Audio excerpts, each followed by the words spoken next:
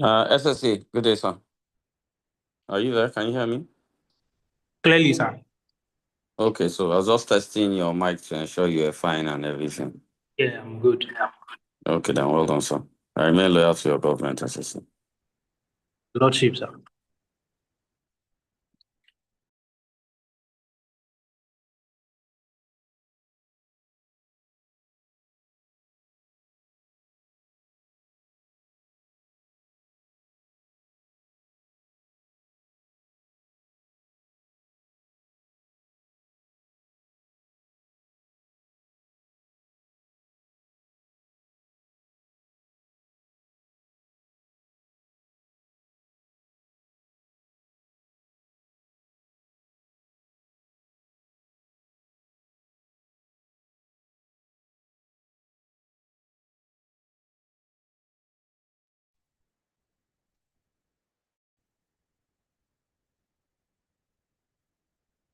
Okay, ECM moderators.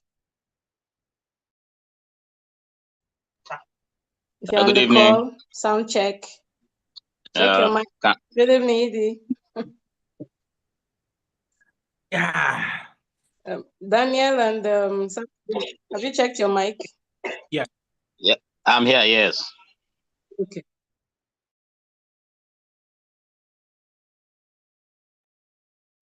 Welcome. See you later. I'm out.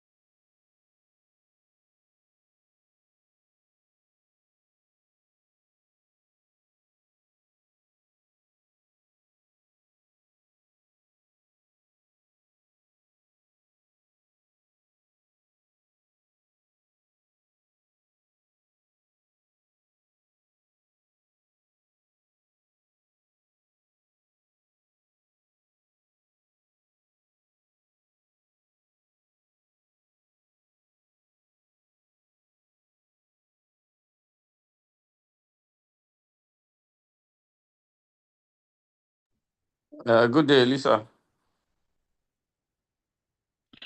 Good afternoon, Eddie. Lisa, I can relinquish host functions and give them to you, right? Yes, sir. Meanwhile, the electoral college is more than the students in the class. Now, wow.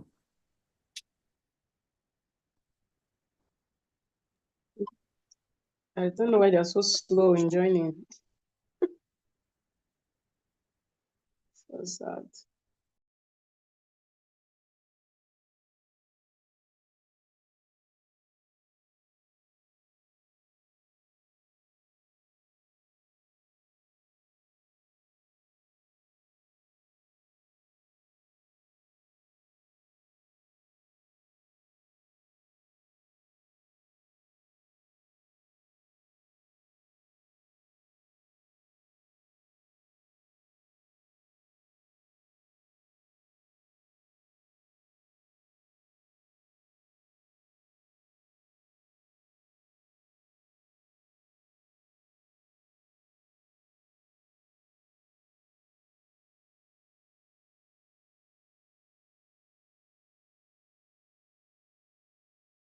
Hello, Lisa. Yes, Hello, Edie. Lisa. Yes, Edie. So, Can you so hear I me? can relinquish functions, right? Yes, you can. Okay. Hello, testing. I switched device just to have a second option. I want to know if everybody can hear me. We can hear Yes, you we loud and clear. can hear you. Thank you, Yeah. thank you, thank you. Let me spray perfume. Okay.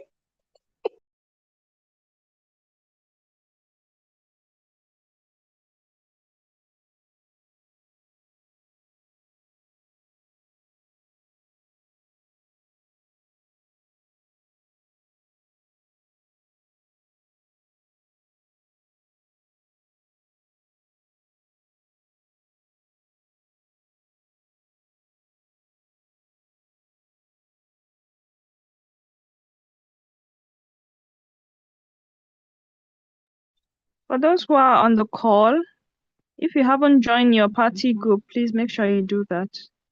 The party groups were posted earlier today. So locate your name and join, because by tomorrow assignments will start dropping.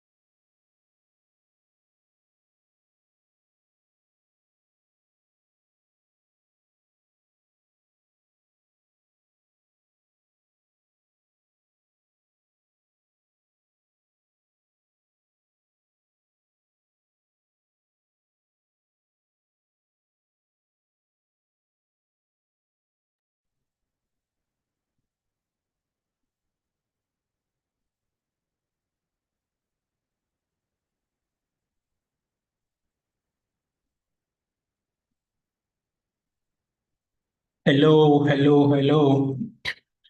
Good evening, everyone. Good evening. Please ensure you notify your colleagues about the commencement of today's class.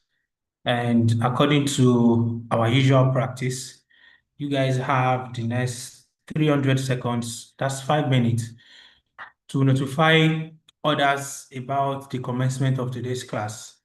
Please, we'll reconverge in another 5 minutes. 5:05, class begins at full swing. Thank you and see you guys in 5 minutes.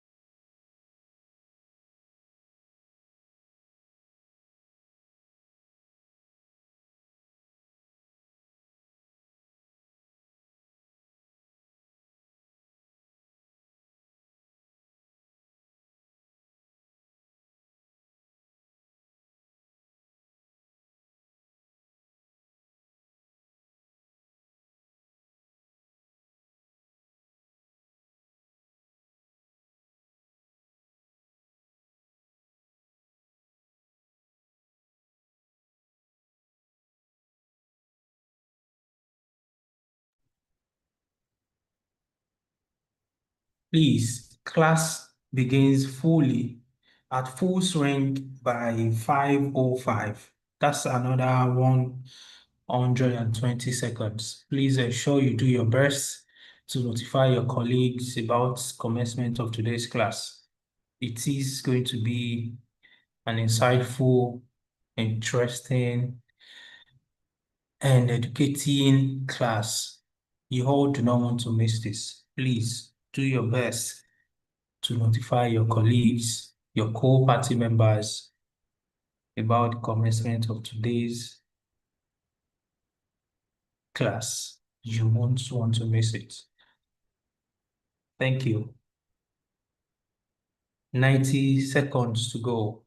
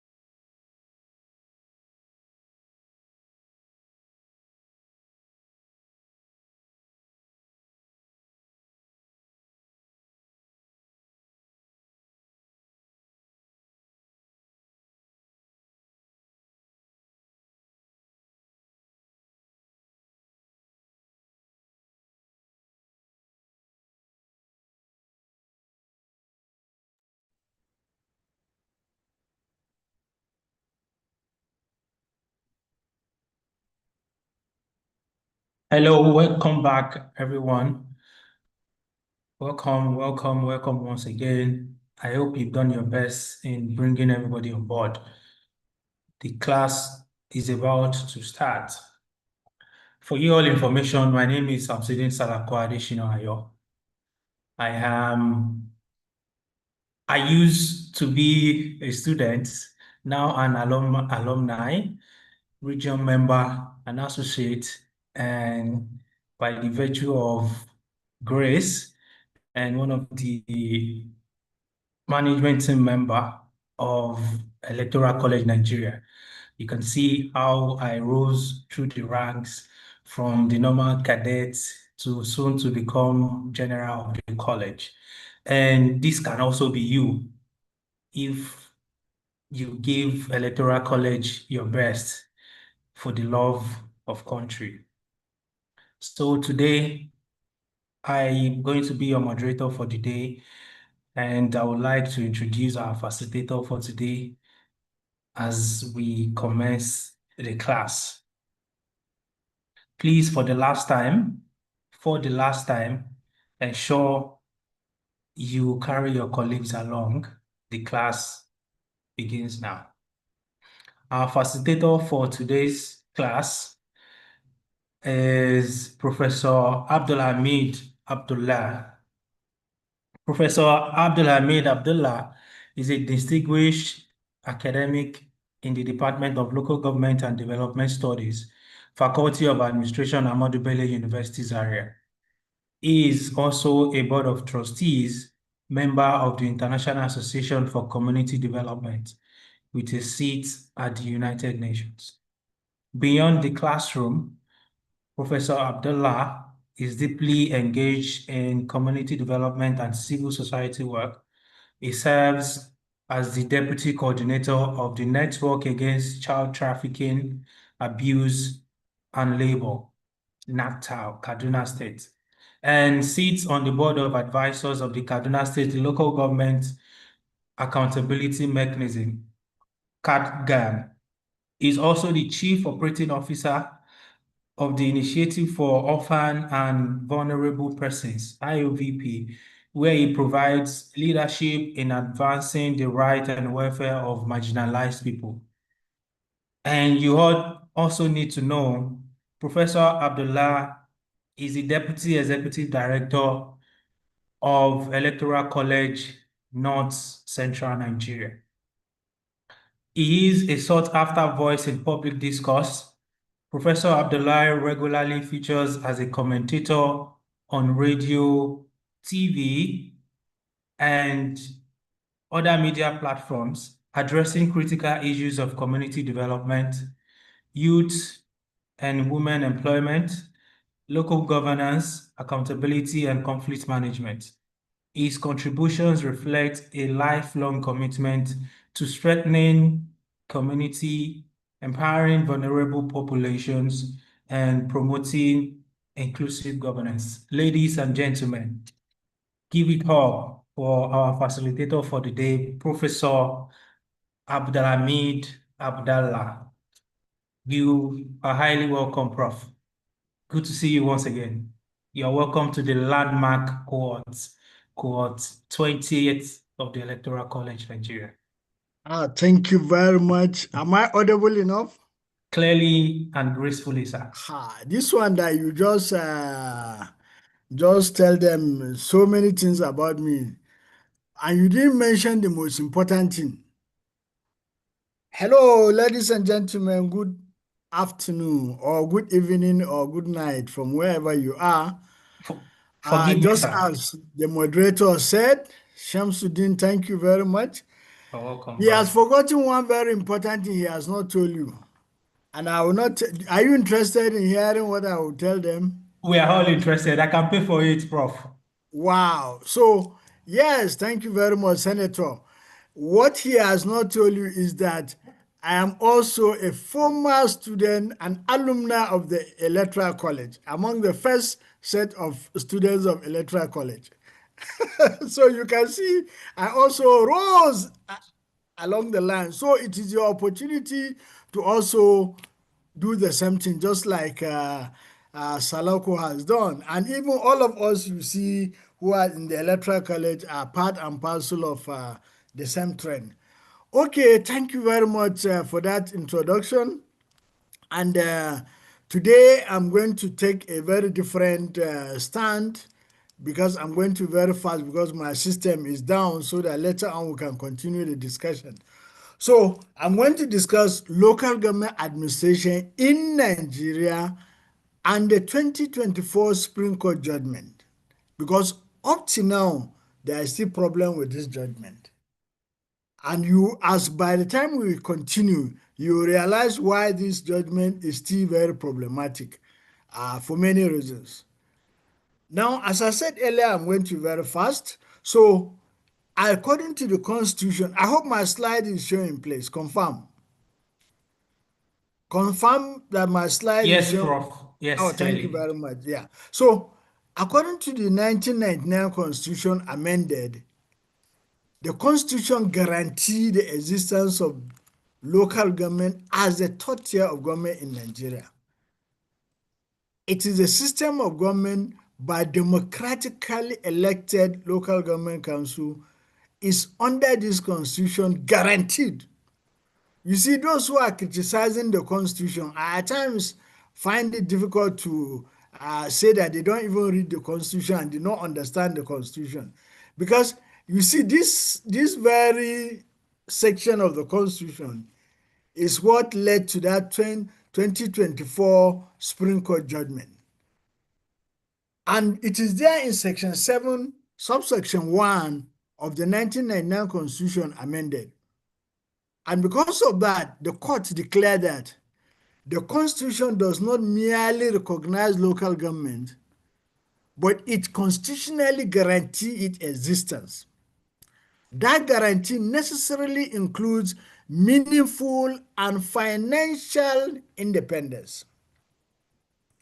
So democratically, you see that's the keyword there.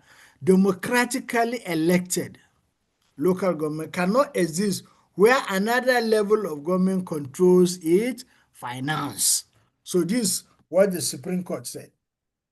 And that's the main argument that is disturbing everybody in Nigeria, including the state governors. It's giving state governors a headache. So the 2024 Supreme Court judgment on local government autonomy and the violated constitutional provisions. So that judgment states that the governors are violating constitutional provisions. One, by withholding statutory allocations due to local government. Two, operating state local government joint account as a machinery for the diversion of local government funds. Three, dissolving democratically elected council and replacing it with caretaker committees. And four, preventing local government from exercising their constitutionally assigned powers. And then excessive interference with local government administration. This you can be able to see because the state government have Ministry of Local Government, they also have the Local Government Service Commission, and then they have Local Government Auditor General, who is not based in the local government but based in the office of the Attorney General of the state. And as such, these are what led to the judgment. And the Constitution, by that implication, what the court says is that the Constitution did not authorize state government to seize or divert or delay or arbitrarily deduct local government allocation.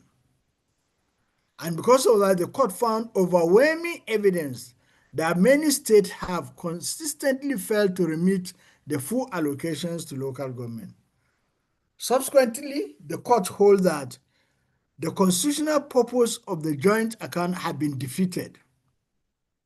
I know people will say, but the joint account is there. Yeah, look at what the court said. It has been defeated. The arrangement had become an instrument of financial control and constitutional interpretation must promote rather than frustrate the objective of democratic local governance. Therefore, the court ordered that allocation from the federation account be paid directly to constitutionally recognized local government. That means local government that have the election that is supposed to be taking place regularly. Now, based on that, this is the Supreme Court based its submission on the doctrine of constitutional supremacy. Section 1, subsection 1 of the Nigerian Constitution states that the Constitution of Nigeria is supreme to any other law, that the Constitution is supreme. Every law, executive action, or administrative practice inconsistent with it is null and void. Consequently, state laws permitting a prolonged caretaker committee is null and void. Practices allowing governors to control local government finance is null and void. Executive directives preventing local government from exercising constitutional function is null and void. And as such, it can be overruled. No state government can overrule the constitutional guarantee of the local government.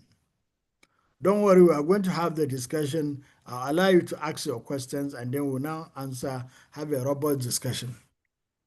Why is this like that? Because the Supreme Court considered the constitutional requirement for democratic governance, and as such, the court observed that many states have failed to conduct local government elections. All of you agree, if not all states. Governors instead appoint caretaker committees or sole administrators, family and friends, relatives, colleagues, cohorts, cabals, as caretaker committee chairman or sole administrator, political stewards, and the rest of them. The court holds that this practice violates Section 7 because the Constitution specifically guaranteed democratically elected local government council. Accordingly, then, unelected caretaker committees cannot replace elected council indefinitely. Democratic legitimacy is an indispensable constitutional requirement for local government administration. The court therefore linked financial autonomy with what? Democratic accountability. Only democratically elected council can legitimately receive what? Constitutional allocation. So you can see this is it's just like somebody who has sorry, I'm a Hausa man, and at times in Hausa you see a rich woman marrying somebody who is very poor. So if you stay in her house, one day if you violate any law, then you know that you are going to pack your load and leave the place. So that is what is happening.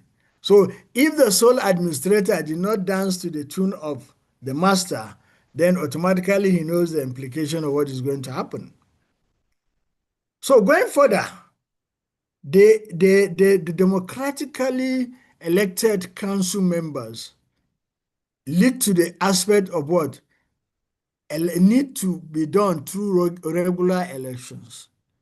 Now, these regular elections will improve political participation, citizenship representation, accountability of local officials, responsiveness to community needs, grassroots democracy becoming more meaningful when elected council possess genuine decision-making authority.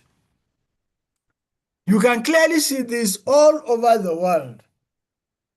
All over the world, such as America, Britain, and the other developed European countries, including the communist and other countries of the world, if you trace the root of the leadership structure, especially France, anybody who becomes a prime minister in France or a president in France you see that he must have served in a local government before. And look at the case of Trump with the mayor of, is it Washington? Either Washington or New York. The mayor is just like a local government chairman. But because he has a popular, he was elected on a popular vote, even Mr. Trump was he was not comfortable with his being sworn in, because obviously his policies is going to be what? Contrary to the federal government's policy. And you know that, for example, Washington is the capital of America, and the mayor is the chairman of Washington Council. So just like if you take if you take Lagos State, look at Ikeja is the capital of Lagos State, and then we have Ikeja local government. Look at Kano. We have Kano municipal local government, and then we have Kano also as the capital of the state. So where does the role of the chairman of the local government, and where it ends, and where does the role of the governor begins? And that is why if you have a proactive local government chairman, obviously the governor will be apprehensive, because he knows that if that guy is very active, then citizenship participation, responsiveness to community needs, and the rest of them, and automatically that guy will now do what? Will now contest for governorship, and people will vote him because he has done something to his own community, and they have seen it, and they are the one to sell that knowledge to other members of the state.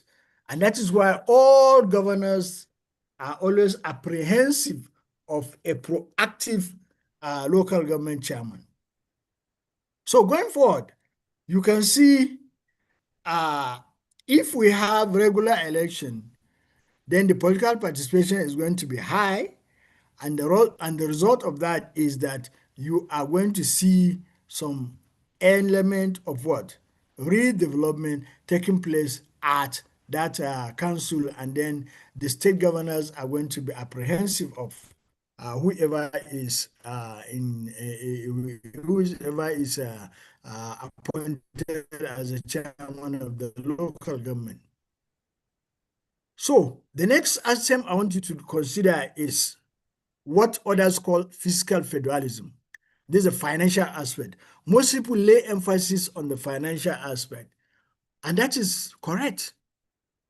The judgment advanced Nigerian theory of fiscal federalism because it reasons that constitutional allocation of functions must be accompanied by allocation of financial resources.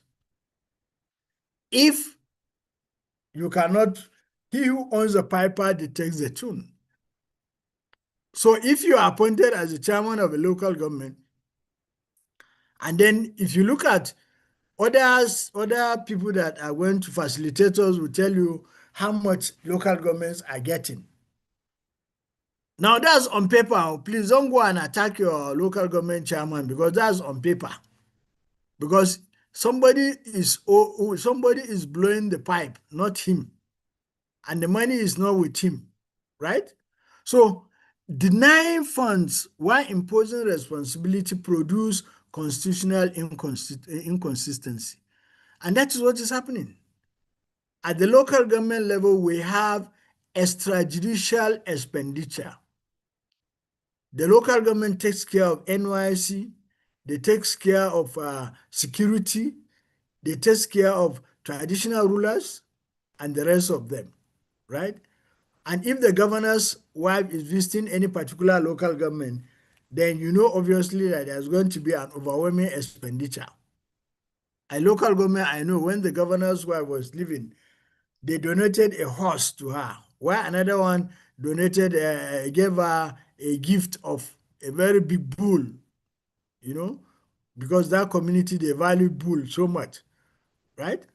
So this is extrajudicial expenditure, which is not captured in the profile of the local government. So the judgment therefore aligns government powers with the fiscal capacity. This reasoning strengthens decentralization and grassroots governance by enabling local governments to discharge constitutional responsibility independently, which to some extent supposed to be which to a large extent supposed to be the right thing to do. Now, by doing that, Mike, you look at the final sentence. Ability to what? For the local government to discharge constitutional responsibility independently. There is a certain section of the Constitution that that give the functions of the local government.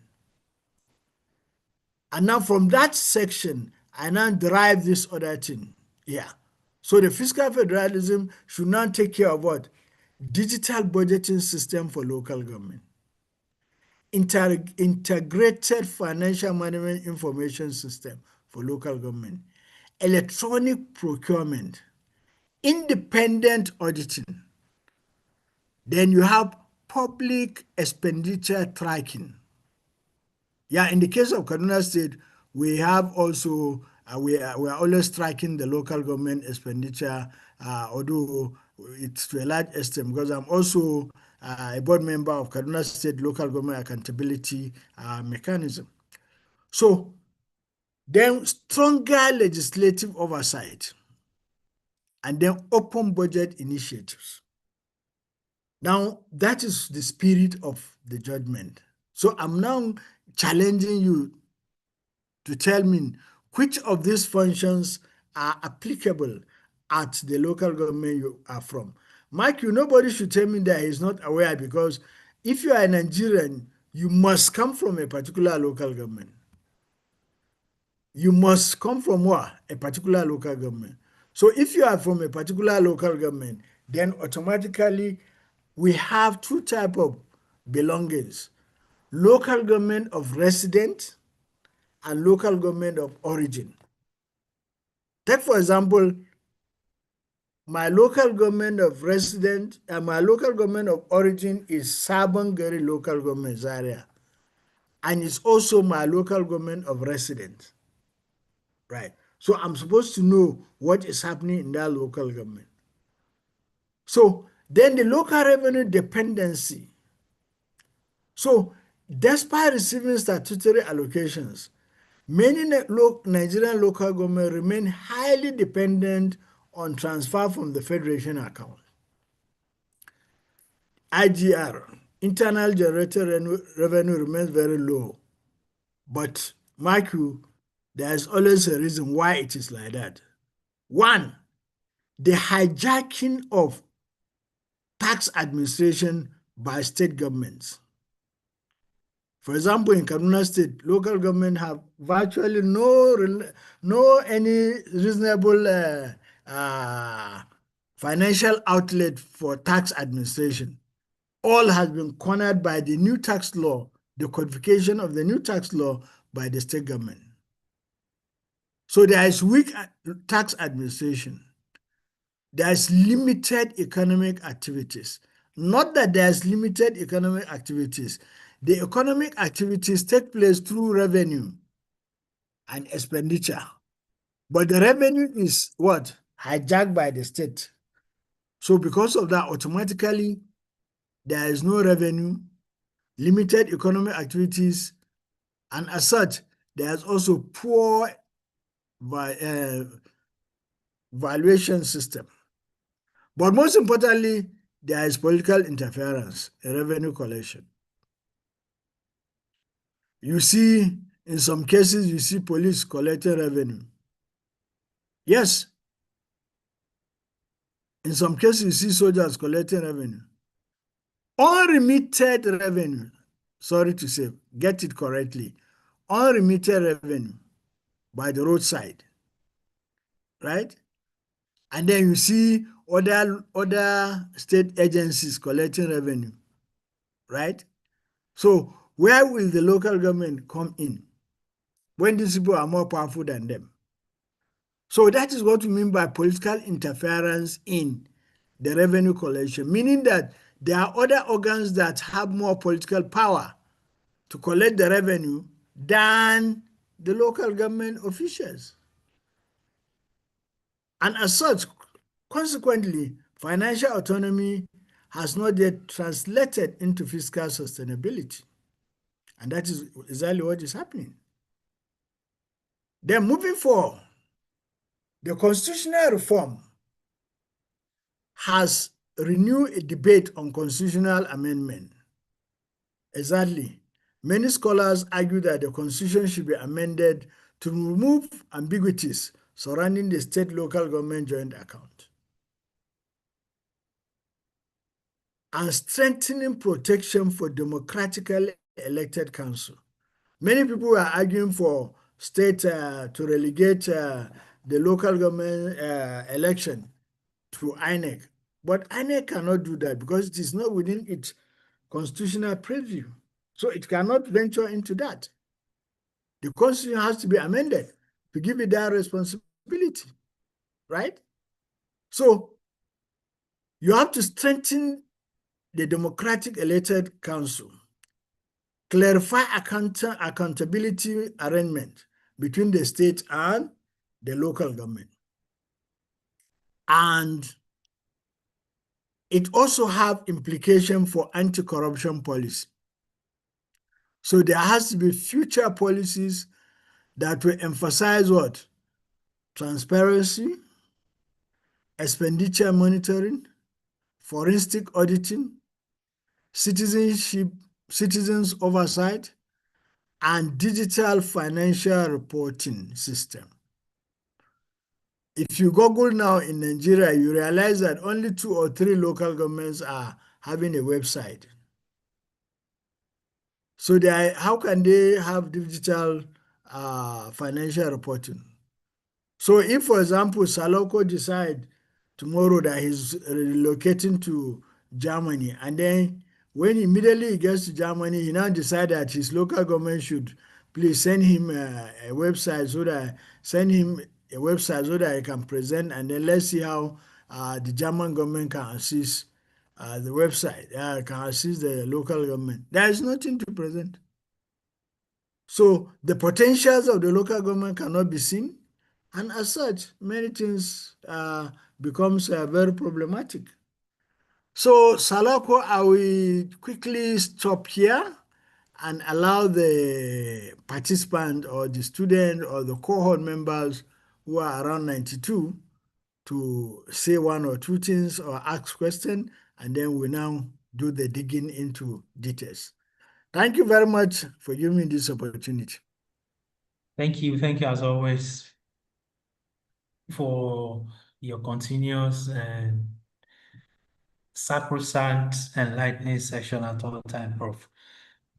Please, participants, you have the floor. You can ask your questions, drop in the chat box, signifying by raising your hand from the emojis, and we'll take you one after the other. And please be time conscious. Every question should last 30 seconds. Please wrap up your questions in one, as brief as you can, and Prof would attend to your questions. Please drop your questions signified by raising your hands, and we take it up from there. Thank you.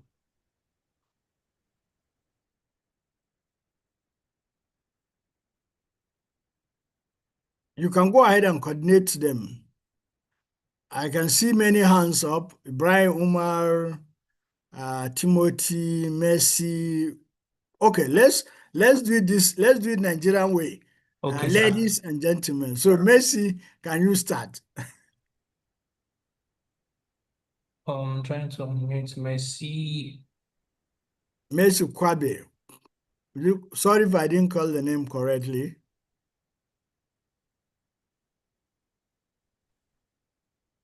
Yes, Messi, can you please go ahead?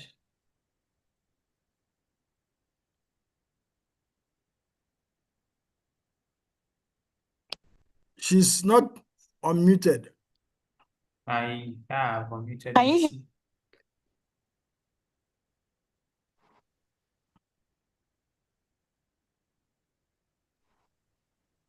Messi? Can you hear me now? Yes, Yeah, we can clearly. hear you All clearly. right. Good evening. Thank you very much, Prof, for this enlightening lecture on the local government.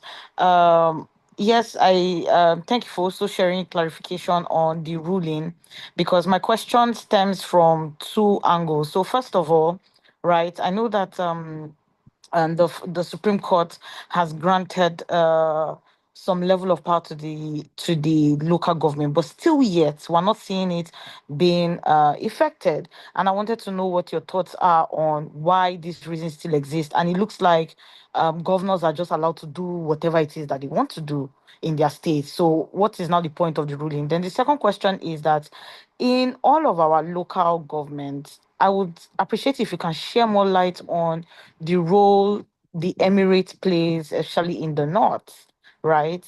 And where they fall into the local government system, so to say. Thank you. All right. Saloko, please Yeah, permit bro. me to answer a question quickly. Maybe it will Okay. clarify those who want to also, it may give an opportunity for, that means indicating that I've answered The somebody's else questions. question. Yes. Yes, I agree. Yeah. So, yeah, you talked about two very important issues. And the first one is very easy, just like the second one. The first one is political interference.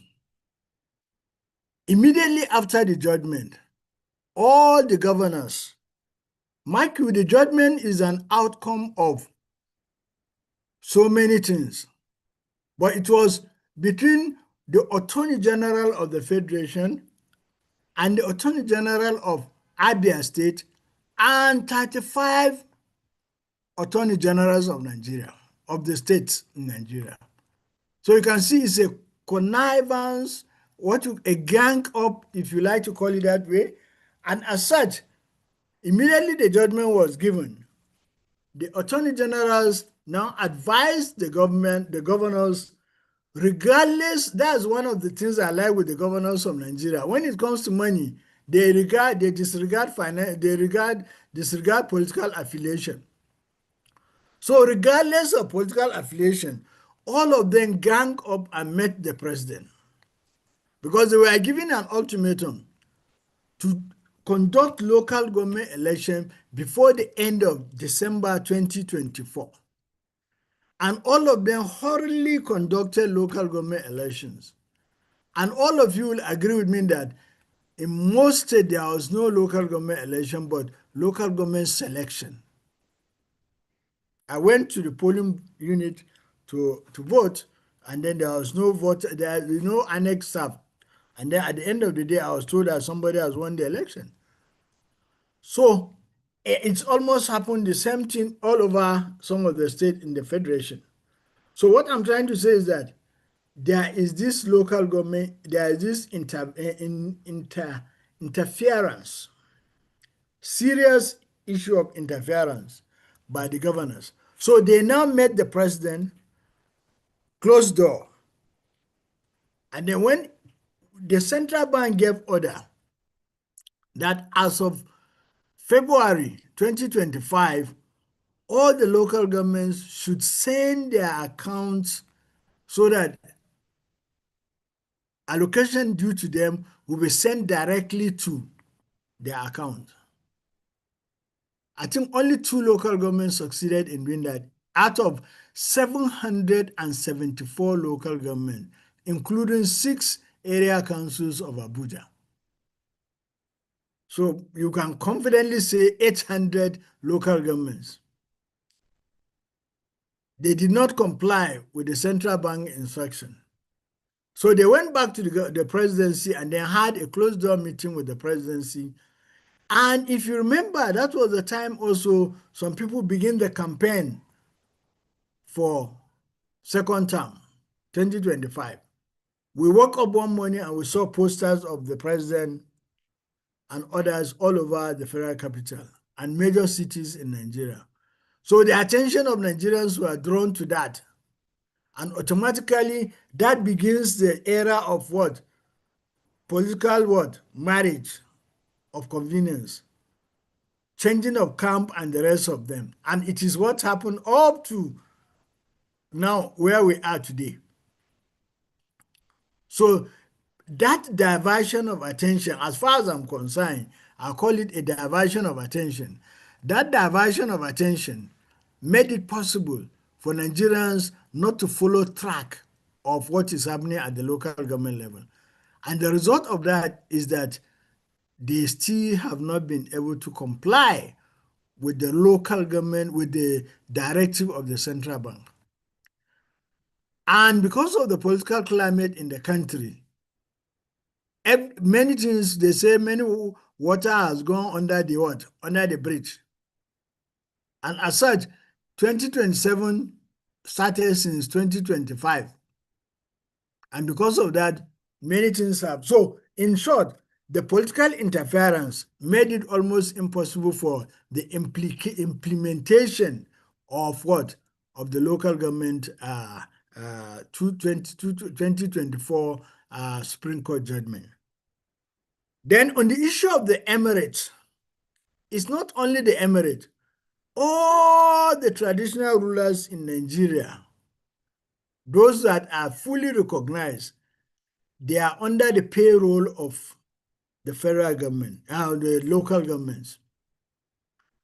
And 5% of the FAC allocation is deducted for each of those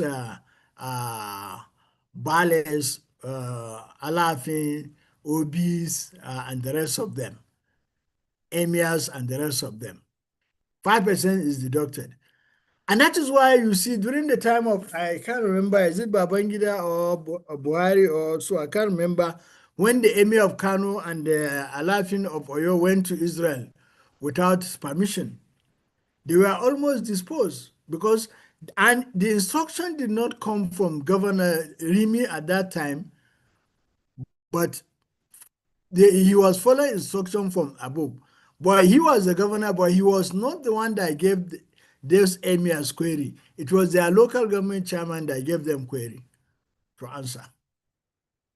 So virtually they are constitutionally recognized as advisors. But obviously, if you're an advisor, it's not compulsory that I should take your advice. But it's compulsory for me to listen to you. But it's not compulsory for me to take your advice. But because of the fear of having two captains in the same ship, that is why even during the colonial masters, the traditional rulers were made irrelevant, kind of politically, right? Because you can't have an elected chairman of a local government and then have a traditional ruler that is more powerful than him. I always give my students this example. If you go to Niger State, Kebbi State, and the rest of them, you realize that the big emirs and the rest of them are retired generals. Now, tell me, but according to the constitution, a secondary school leaver can be what? Can be a chairman of a local government, can be a president of Nigeria, can be anything.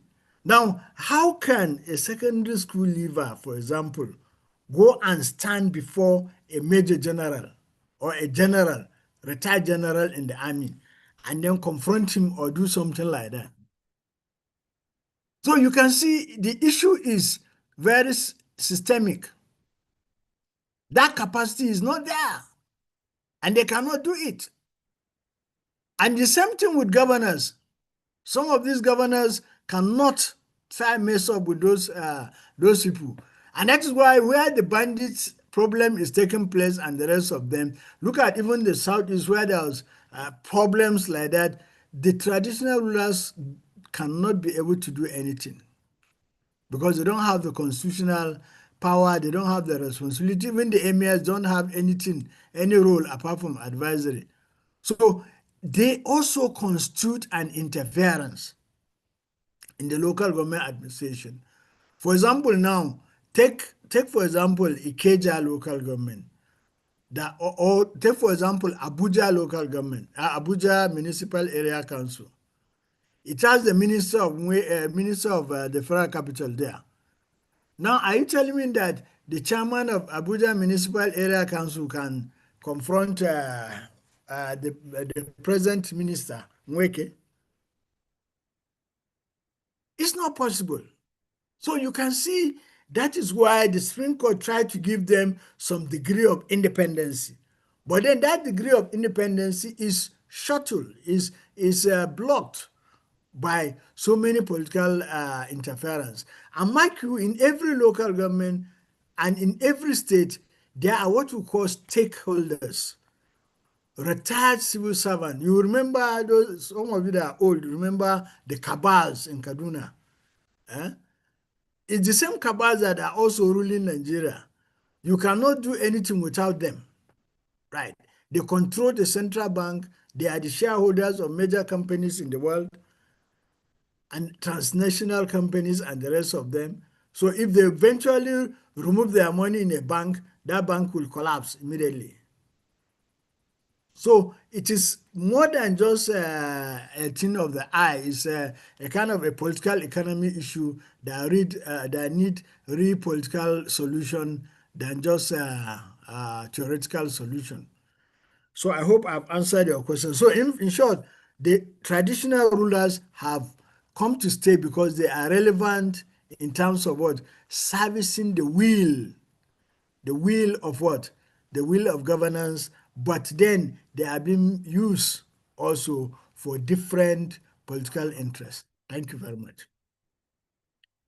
So Ibrahim Umar, can you go ahead? If I've answered the question, just leave it so that somebody else can answer. You can drop your hand. Thank you, Prof. I was also going to address that.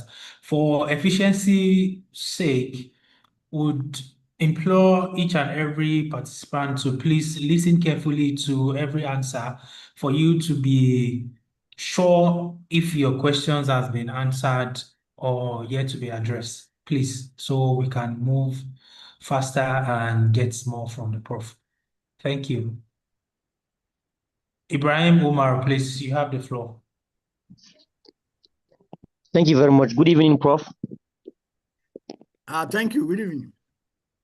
I'm Ibrahim Umar from Bauchi State. Thank you, Prof, for attending your class for the second time again. My own question is regarding the local government autonomy that we are fighting for. Let me say we are fighting for. So at the last class you take us, we have taken a bold decision in using our CSO, the civil society organization in Bauchi State, for us to look for funds to advocate the implementation of local government autonomy in the 20 local governments in Bauchi State. So we were able to scale a grant from Nigerian Youth Futures Fund on that matter. So, Prof, but I think this I would like you to discuss after the class. But the question I'm asking is that for clarity and for other people that want to do such work for the local government to survive all this trash from the state governors, is like we are approaching the local government now. So, sir, what advice do you have for us as civil society organization that we have a support or a financial support that we can engage the local government stakeholders and others? So what advice do you have for us where to start and where are we going to, in which perspective are we approaching it? Because we started a preliminaries, but it I'm telling you, it's not easy because we are receiving attack threat from the governors. They will just be threatening you. You go to local government and it's your right for you to make an inquiry for the local government to give you a such particular information of their financial record or anything related to that. They will be threatening you with securities, talks, and the rest. And sometimes thank you very much. Thank you very much. Thank you. Sorry for you see, you have already answered it. That the governors, how, for example, I'm trying to find out. You see, these are very simple scenario. How can you give somebody chocolate, a child, sweet or chocolate, and then you try to retrieve it? Is it possible? It's not possible. There has to be a battle, or there has to be another way of retrieving that thing back. So what I'm trying to tell you is that the governors have seen what is there at the local government level, and they have seen that the populace, the people, are not conscious of what is there. They don't know their left from their right. That is why it is said that if you leave any people in ignorance, then automatically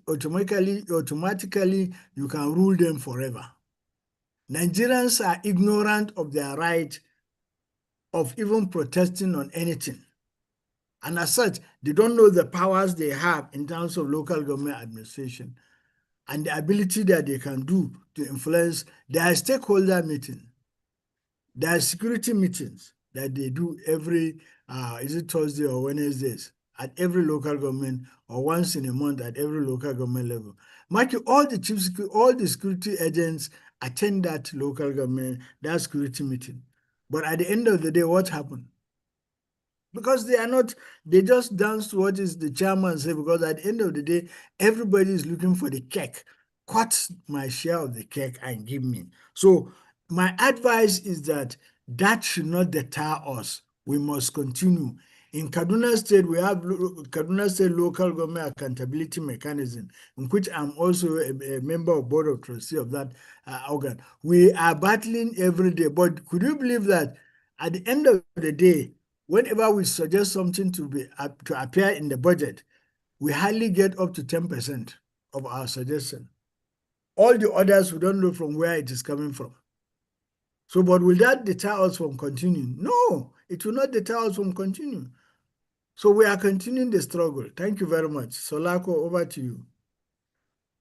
Thank you, Prof. And I would really love to add this, Prof. And the reason why Electoral College exists is to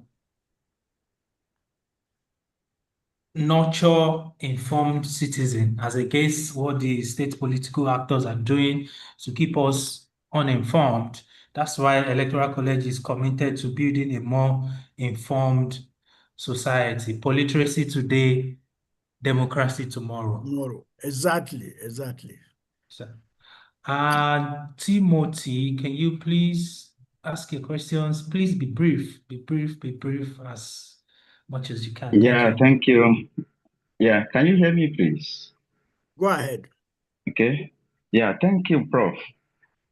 My question, I have about 3 questions, and they are also around the autonomy of a thing. But my first 2 questions is around that 2024 judgment. And my first question about it is the fact that, do you think the Supreme Court was supposed to have actually entertained the case in the first instance on the ground that the main party to the case was not involved in that case? That is Algon, that is local government. This case was actually instituted by the Attorney General of the Federation, in a way representing the federal government, whereas the main party that this case really affected is the local government in Nigeria. So do you think on that ground, the Supreme Court was supposed to have entertained the case? So that is number 1. Yes. Wait. Yes, the Supreme Court did the right thing, because at the end of the day, it was Attorney General of the Federation versus Attorney General of Abia State and 35 Attorney Generals of states in Nigeria. So you can see it was more than the Algon. Algon could not have been able to handle it, because Algon is backing the Attorney General of the Federation in the case. As far as Algon is concerned, this is a win-win case for them. But those that were against the ruling are mostly the Attorney Generals of the state. Go ahead. Okay, thank you, sir. Okay, secondly, it's about the ruling itself. Now, the ruling itself, don't you think it is ultra virus? Do you think that ruling can stand? We have been talking about the fact that they have not been implementing it, but do you think that failure to implement it, do you think it is from the fault of the governors or the fault of the case in itself, considering the fact that that ruling has no place in the Constitution.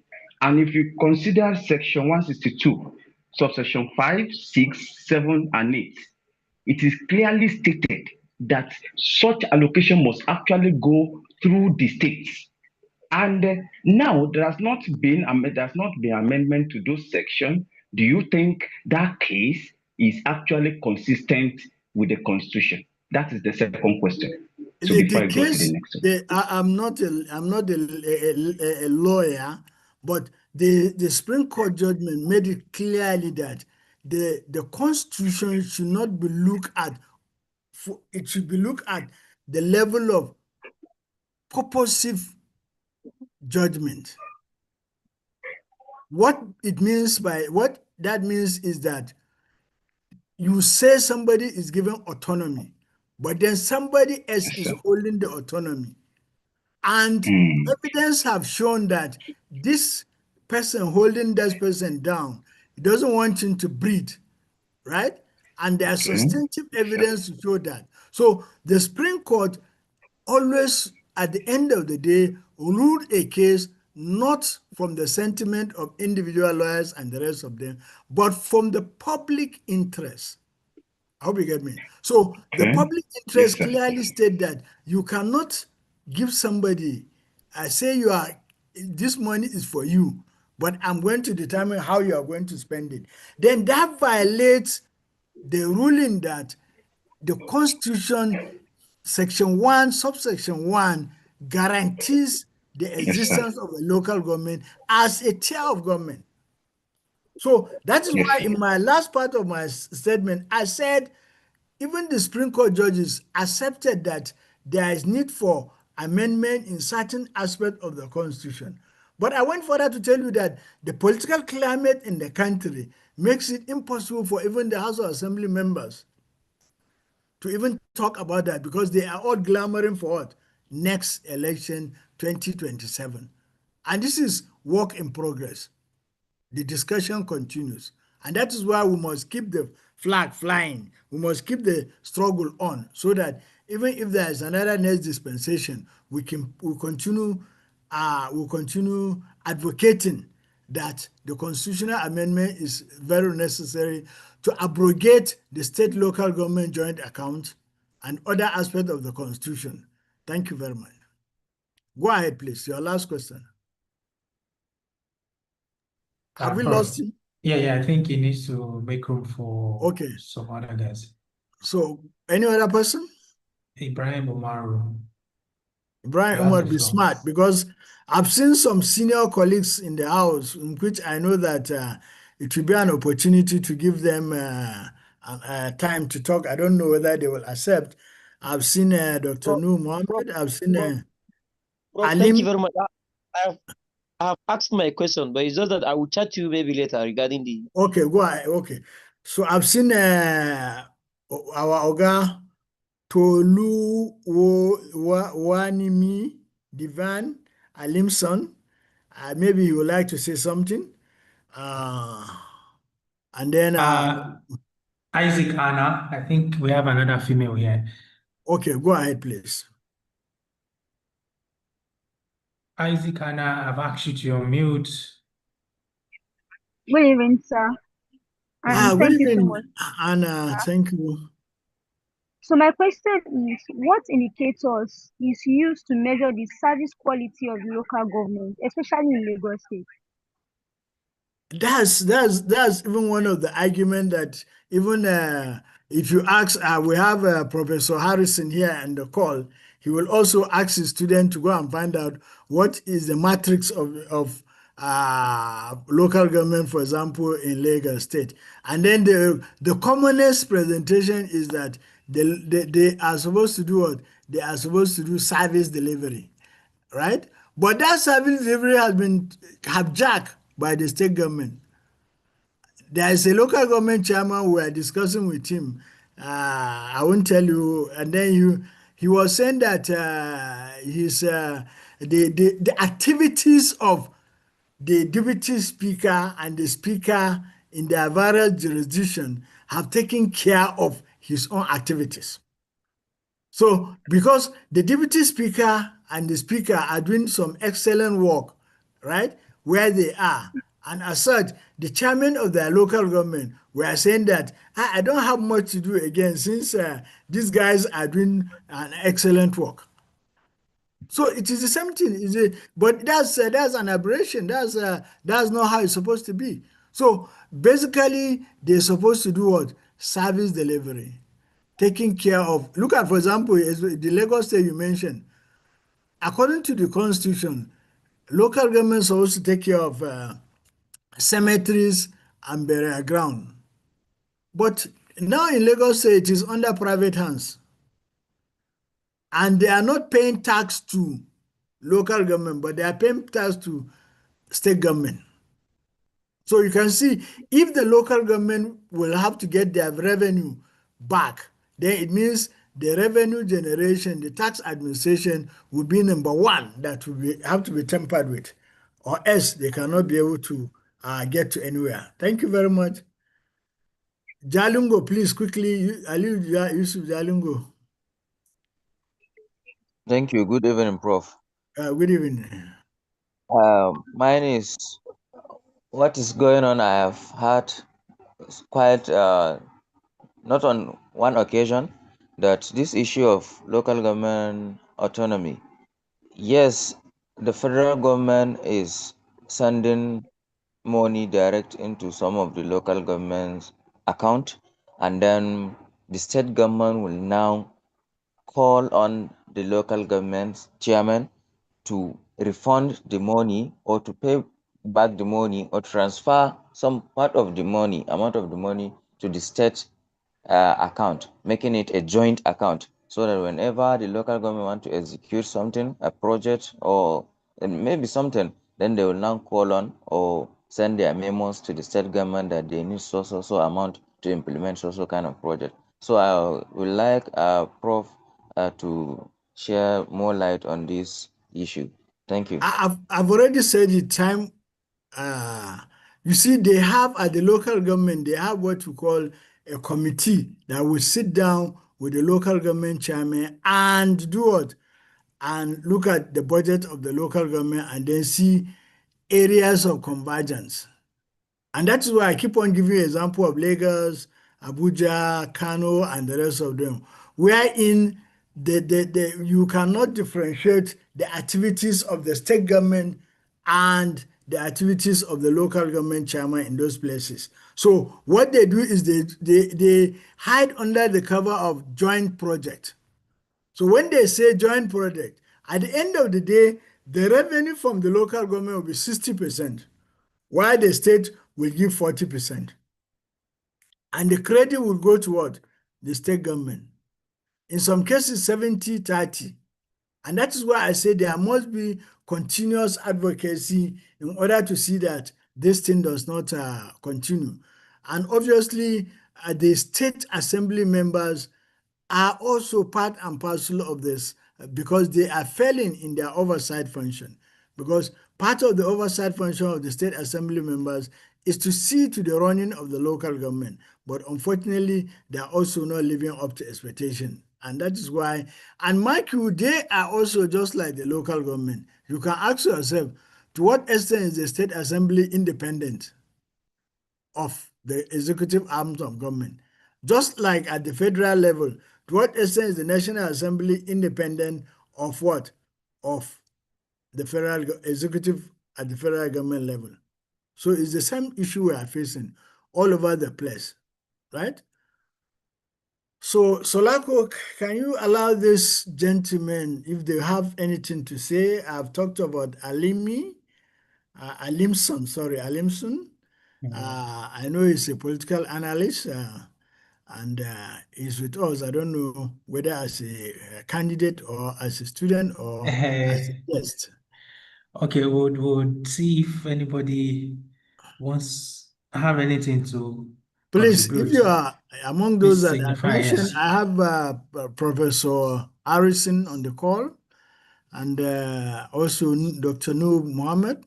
If you have anything, please quickly say it because our time is really moving. Okay, I have Professor Harrison. Let me give you the mic. Go ahead, Professor Harrison. Unmute yourself. Yes, I've asked him to unmute.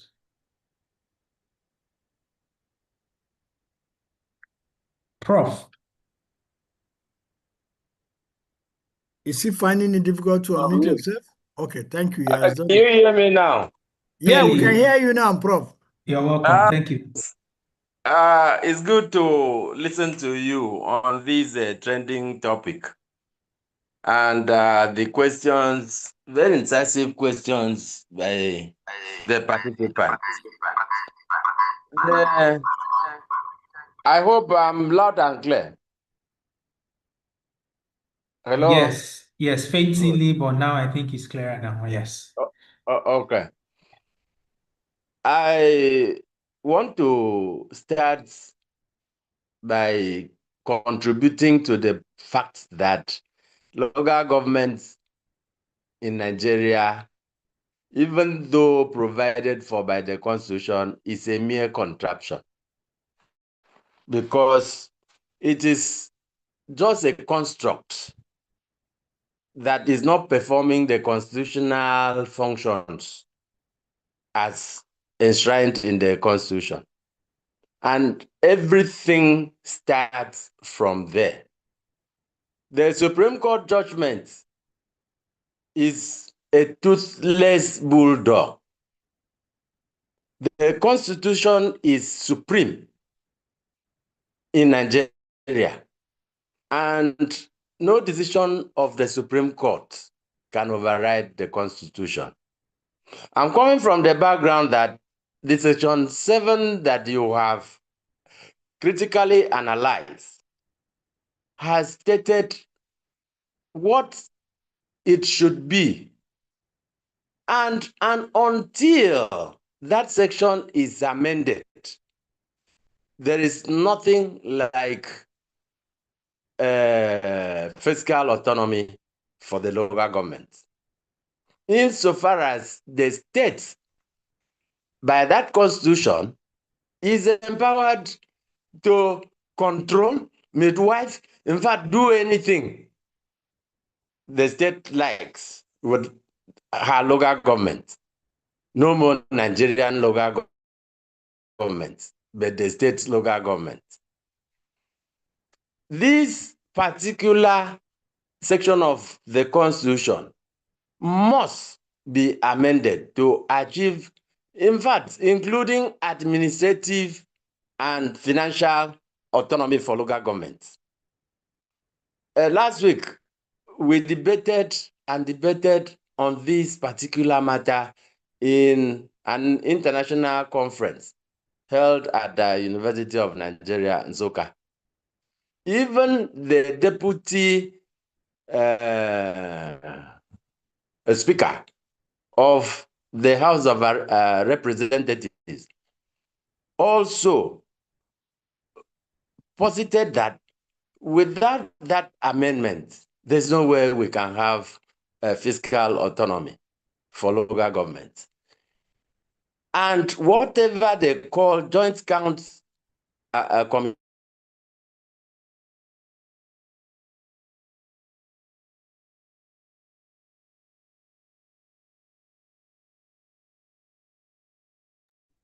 Prof, we lost you.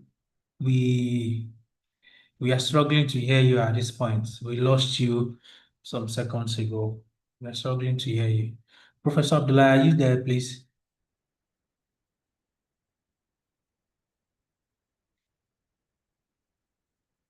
Professor Abdullah.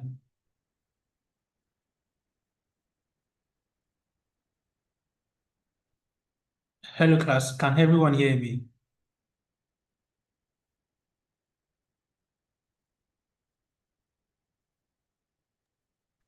Okay. Can hear you. Okay, thank you. I lost both the guest commentator and the main facilitator at the same time. I think in the middle of trying to get them back, would like to pass on this announcement that was made on. Okay,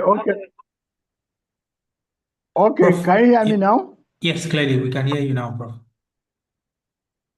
We lost I Professor told you I'm Harrison. going to change my device, so I was Okay. expecting you to unmute me on this other device. Oh, Okay, thank you very much. apologies. So, you see, I'm not a pessimistic person, and that is why my presentation is always usually different from others. When a host deputy speaker is saying that unless a section of the constitution is amended, that is a defeatist mentality. Why do I consider that as a defeatist mentality? Where is the amendment going to come from? Is it not from the National Assembly? 100%. Why can't he initiate as part of his own responsibility? But he can only say it verbally, and he cannot initiate it because it is also going to do what? It's going to backfire against him. His state governor will call him to order, and other governors will call him to order. That see what this you do have, this thing you are trying to do has a very big implication for all of us. And I know one day you also want to be a governor.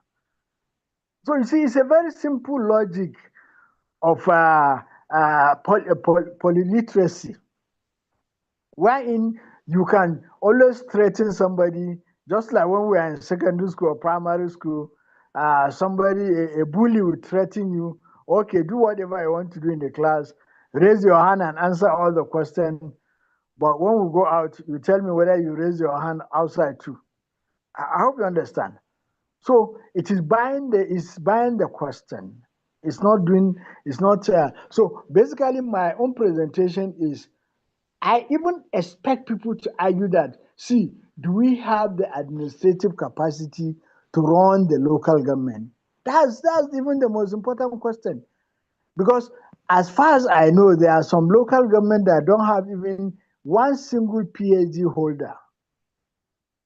Somebody who will conceive a project, right? Somebody who will do feasibility study. And you can clearly see this. If you want, you can try it and see. Google any local government in Nigeria and say you want to see their local government website. It's not there. And how can a foreigner know that such a local government is existing and he wants to contribute his own quota? For example, the amount of money Nigerians in diaspora remit back to the country is so huge,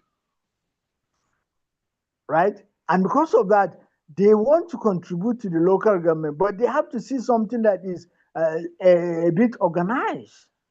And they cannot do it because there is no capacity. Most local government don't have the capacity. I mean, you can imagine if a member of state assembly or a governor is distributing wheelbarrows to people as empowerment, then where are we in this 21st century? If a governor can waste his time distributing wheelbarrows, doesn't he have more meaningful state activities to do? Or a state or a local government chairman distributing exercise and pencil to pupils, or distributing, telling people that he's going to pay their WAEC and NECO. That is something that can be done by other delegated authority by others, because you have more serious state functions issues that you attend to. So that is what is happening. So at the end of the day, you can see that me, instead of hanging under the cover of also trying to see that the constitution is not amended and such, as if we are now going to wait for local government we are going to wait for the state government to do some miracle. Let's ask ourselves a very simple question. Do this local government have the capacity to operate as a 21st century local government? How many chairmen of local government have a functional email address? And the rest of them, that you can communicate with them. So these are some of the issues that, instead of throwing the baby with the bathwater, we should only try to throw the bathwater away and then look after the baby. Thank you very much. Thank you, Prof. And going through the comment section, and I've seen that most of the questions have been encapsulated in every of your responses and your lecture and that of the guest commentator. And do we have any more questions, Prof, at your service? Do you want us to take a few more questions, or we go ahead with our announcements while you are still on board for us to be able to Please get? go ahead and ask so many questions so that we can clear this. That is why I started to look. That's why I decided to spend time on the judgment. People Okay. are misconceiving the judgment so much. So go ahead and ask your questions. All right, Opeyemi Rotimi, you have the mic.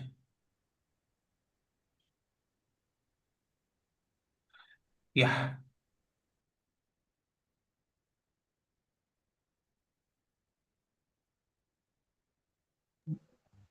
Yeah, good evening, Prof. Good evening, Mr. Lako. Thank you for having me. So I want to point to you that there are some questions in the chat box. If you would attend to them, thank you. Okay. So Yeah, like I Salok, said, yes, I've gone through the questions. For efficiency's sake, Prof, you've answered and touched on most of the questions. Let me just point out one. And this person is saying, thank you, Prof, for the lecture. The Constitution has guaranteed the autonomy of local government. Who is then responsible for enforcement of the autonomy? Is there any case in which a local government sued the state or federal government to court in order to protect their autonomy? Yeah, that's it, Prof. this is a very good question. There is the local. Somebody talked about Algon. This is where Yes. Algon is supposed to come in. Algon and Nolge. This is where they're supposed to come in. Nolge is the union. Is it Local National government Union and Union of Local Government Employees. Employees? This Yes. is where they're supposed to come in. Supreme Court, we have a judgment, right? Now, this judgment has given us autonomy, but the implication of the autonomy, implementation of the autonomy is a problem.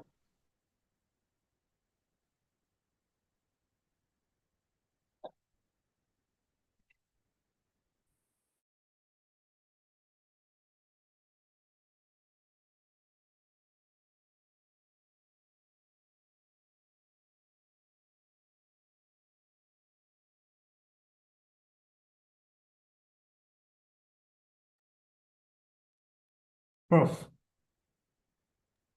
Okay, thank you. Sorry, I had a little distraction. All right. So now we have at the local government Algon. This Algon is in charge of all the local government chairmen in Nigeria. And then we have the Nolge, which is in charge of all the local government employees in Nigeria. They are the ones that are supposed to take the state governments to court for inability to implement such a thing. But you know what? Algon cannot be able to do it because Algon, some of them are elected and some of them are appointed. Because as I told you, some states did not have what we call real election. Yeah. There was real appointment, right? Mm. So they cannot venture to do such a thing because they are already appointed by the governor, and any moves will get them sacked. And then not only sacked, but EFCC will send to them, and you know the result of that. So then Nolge is left now. Nolge, do they have the, just like what we used to say about United OAU, African Union. Yeah. It can back, but it cannot bite, right? It is almost dormant since the struggle for some time now. I know the former president, the late Ibrahim Khalil, was very vehement about it, and then, but immediately he died. The subsequent presidents did not fight over it as much as they're supposed to do. And Mike, let me give you one. Can I say? Let me give you one leeway. In Nigeria, according to the federal government arrangement, we have what we call intergovernmental relations. Now, to facilitate the existence of local government, the federal government since early 80s to 90s made it mandatory. They designated 3 universities to handle local government matters. University of Ife, University of Nsukka, and my department, Ahmed Bello University. They are designated to handle local government affairs.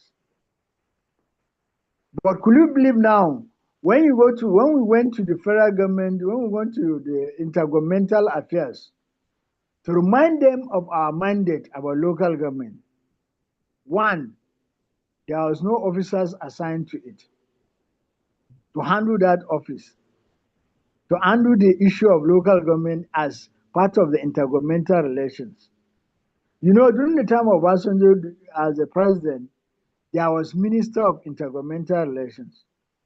But subsequent governors and subsequent presidents in Nigeria decided to turn that ministry into a department. And later on, as of now, it is turned into a section or unit under the office of the Secretary to the Federation. Showing to you how local government has been relegated into what? The background. And as such, there is no collaboration or interaction between our departments and all the other departments with the federal government over the issue of local government. So I expect the Electoral College to also call on these departments to also wake up on their responsibility so that they can also do what? They can also fight for the autonomy of local government. Thank you very much. Thank you, Prof. Thank you. And we have another question in the chat box. This person says, my simple question is this: if the state government has cornered every other way the local government makes money, like using its tax force and taxation system, how then do the local government make their money apart from federal allocation that's due to them from the center? Thank you. Yeah, this is a very good question. The local governments are given what you call recurrent expenditure. They handle salaries and some other expenditures that is relevant to them. And they have some petty, I call it petty because the most important juicy part of the tax administration is not handled by them. So they have some petty tax administration that they handle, they have. And that is what is making them run as a local government. I happened to go to, I went to a state and then we had a local government function, and then the local government chairman was saying that the governor has settled all of us. Now we are using jeeps and the rest of them. We have vehicles. Then I asked somebody who is sitting near me, and then I asked him, what of the issue of poverty in the local government? Has the governor done something about it? Because when you talk of development, as far as I'm concerned, I use a certain indices of measuring development. When you say you are developed, I ask, what is the situation of poverty in the place? What is the situation of discrimination and marginalization or inequality, right, in that very particular place? So then the lieutenant of the local government chairman could not answer because as far as he's concerned, they have been settled. So are you now telling me that somebody, in short, one of them came out clearly and said that before they were elected, his vehicle can only be used once or twice in a week because he doesn't even have money for fuel. Mark you, 2 years back, the fuel price was not high. And now, this is the same person now who is having a Jeep. And he's moving not only every day, but every day and night in that Jeep. Moving from his local government to the state capital and back and running around for other activities. Now, are you now going to tell me in Salako, are you now going to tell me that that guy should revert back to his former status? Will he accept to revert back to? Will he accept to revert back to that former status? Prof, it's quite unfortunate. Knowing full well that at the end of the day, if he's leaving the local government, obviously the state governor will say, "I know, just carry your jeep and go with it." It's quite unfortunate, Prof. Exactly. That's Nigerian system for you. That's Even why I the said earlier councils. on. Let's not be very myopic about looking at this system. It's a systemic problem, meaning that it demands an whole overview, all overhaul. Thank you very much. Even the councillors, the one using Marwa now drives an SUV. Thank you very much. You have seen it clearly. Honestly, And you see, the chairman made something that is he did something that I value. I will have to tell you guys. What he did is that he was distributing this, he paid for some pupils, 300 pupils. He paid for their WAEC and NECO, right? So he was trying to distribute the papers to them. So he now said, now it is the responsibility of every one of us to contribute to the future of these children. So one of the councillors get up and said, if one of the philanthropists, get up and said, the first 10 pupils that were able to get their admission, I'm going to handle their admission either in a polytechnic or a college of education or the university. I will handle their admission, I'll handle the registration fee throughout their stay in that university because they are all orphans. Oh. Now he turned and then he looked at the councillors and say, councillors, these people are directly from your wards. Yeah. So what are you going to contribute? You know, they did not talk. So one of the councillors got up and said, as far as he's concerned, he's going to give any of them that got admission, he's going to give that person 200,000 naira. Right? Now he turned around and asked the other councillors. They were not able to respond. Then he said, see, don't please, you people that are around, you can bail me out.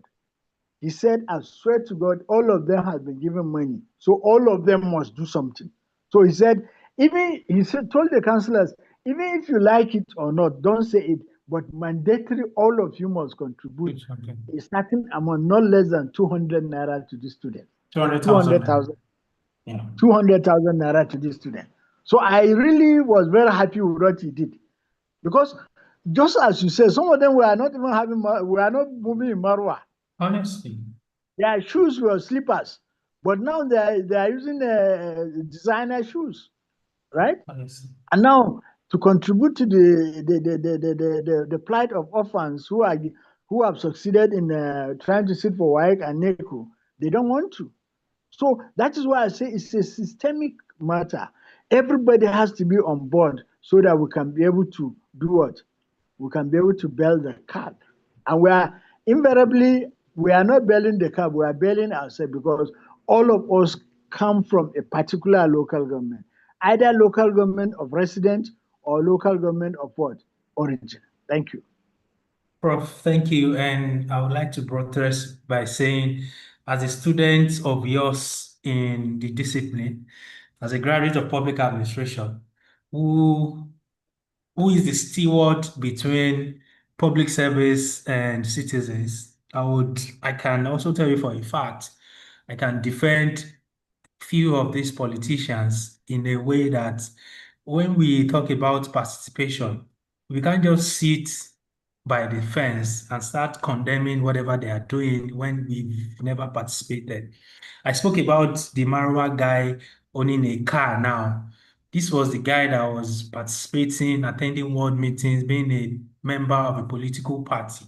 So at the end of the day, when it's time for selection, we call it from the outside, for the process of aspiration and candidacy, they won't come to your door knowing you are a medical doctor or a lawyer who is not among them to be nominated. They will definitely dominate their members who are active participants in the process. So this is one of the things Electoral College stands for: encouragement for citizens to actively participate in the process in politics, for us to be able to get the right hands in the administration of our grassroots offices. Thank you.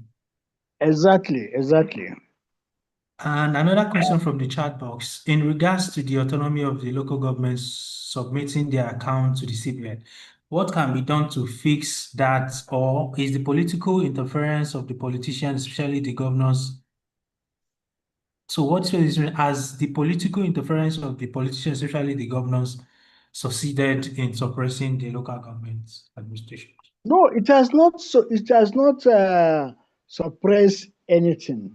What I want you to understand is that one, the Supreme Court has done what it's supposed to do. Two, the Attorney General has done what he's supposed to do. Three, it is now left for the people. And when I mean the people is that traditional rulers, first citizens, second citizens, last citizens should realize that they all come from a particular local government. So if that local government is not living up to expectation, then it is not the fault of only the chairman or the governor, but the fault of the whole people in the local government. What role have you played? What advocacy have you done to even, for example, now it's not surprising you go and meet the Speaker of the House of Reps and he will now tell you, or the Deputy Speaker, he will now tell you that, okay, it is my responsibility to initiate this bill. But I'm busy with other things. Why can't you? Because we have also room for individual bills. You see? And that is why I said the popularization, when Nigerians are made very poor and they are made very ignorant, then such struggle becomes very, very difficult. And that is the situation we are facing. Right. So even him, he's more concerned with the next election. And as I'm talking to you now, all of them are in a very big fever. The local government chairman, they are now trying to please the governors because they are not sure if they, because some of the, you see, December 2025, 2024, now there are supposed to be election by 2026, December, indicating there are 2 years, right?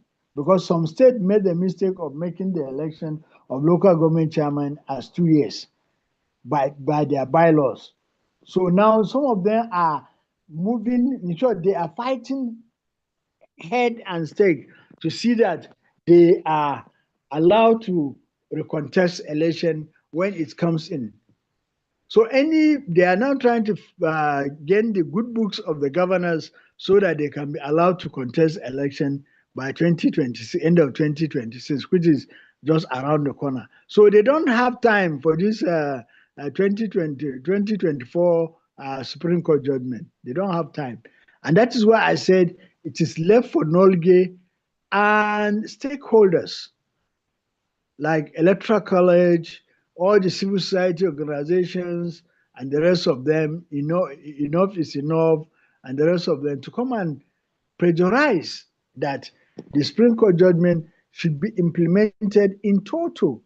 And Mike, you should remember that Central Bank is not a private company. Central Bank is a public establishment.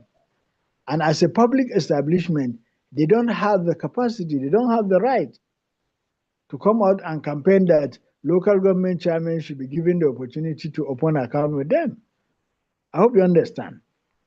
They are more or less senior civil servants who only answer to the tune of their masters. And who is their master?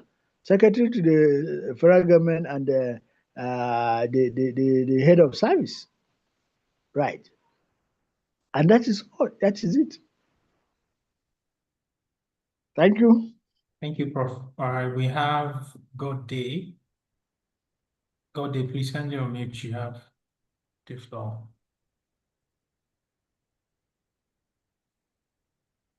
Good evening, sir. Good evening. Thank you so much for this platform. I'm so honored to be under this teaching.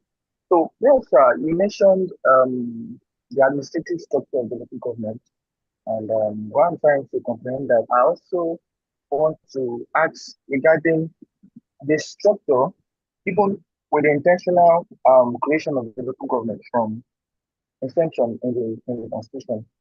It more or less um appears like the local government is like an outfit of the state government and is meant to operate under the state government. Looking at the fact that the federal government, the structure will have the three arms of government present, and then the local and the state government have the three arms of government present. And then the local government is more or less like only the executive, while the legislative and the judiciary is missing. So I want to ask, is the local government initially created to be independent in recent? And if not, does the does the Supreme Court judgment actually address this independent unity of local government, being able to, the councillors especially, for them to serve beyond just being an advisor, for one that could actually, um, come up with policies, laws that can be implemented at the local level that is peculiar to the needs of the people. Thank you very much. Those that our elders, our heroes, those that conceived the Constitution, clearly states that Section 7, subsection 1, that the local government are guaranteed by the Constitution. But then they made a clause. That clause is what is causing problem for the state governors. And they don't have an option but to accept that clause, because the clause said democratically elected local government council. I hope you can see the keyword, democratically elected local government council. So any manipulation that will be done must have to be within the ambit of what? Democratically elected local government council. And that is why they are not comfortable with that. And since they are not comfortable with that, what it means is that the Constitution has already guaranteed that. But as I said earlier on, the Supreme Court have finished its own work, right? Now it's left for Nigerians as a whole to come out and struggle. Just like you at times hear the traditional rulers also campaigning for recognition. So everything you have to come out and struggle in order to, nothing is given on a platter of gold. So it is left for all of us to come out and struggle for the full autonomy of the local government. And you see, why I like the Supreme Court judgment is that in the Supreme Court judgment, it clearly implies that you cannot say somebody is financially independent and now you now tie that his independency with some rope that is held by another person. You said, this goat is my own, but the rope is not in my hand, but in another person's hand. Right. So what are you saying? That other person will carry the goat home now, not me. So everybody has to come out and do something concerning the local governments. And Mike, let me say something that I never wanted to say. Mike, the local governments in Nigeria have the least salary. And that is why the capacity of the local government staff is also very minimal. They don't have the capability and capacity. The salaries of those at the federal level is higher, then followed by that of the state level, then followed by that of the local government. So you can see if you give somebody half bread and you are expecting him to work and perform like somebody who has full bread, then you are not being sincere to yourself. And that is where the problem is. And that is why I said it's a systemic problem that has to be overhauled totally. So if you want to invite capable hands that will operate the local government very well, then the beginning point is also the pay package. You have to change the pay package so as you attract what? You attract capable hands. Why are Nigerians running out of the country? Because at the other end there, even me, I'm looking for an opportunity to Japan only for the fact that people like Salako will you say I shouldn't run away. Because the opportunity there is more, right? So that is it. So nobody will decide to come to the local government level when he can go to state or federal government or even the private sector. So that is some of the systemic problem that we're having at the local government level, and that is why its functionality is very problematic. Thank you. Thank you so much, Prof. Thank you. Going through the chat box to see if we have, I think I have one here. Okay, this person, oh, sorry, I think it's a commentary from your friend, our guest commentator, Professor Harrison. Let me just amplify by reading it out. He's addressing you that there's this argument that if at the end of the day the constitution is amended to provide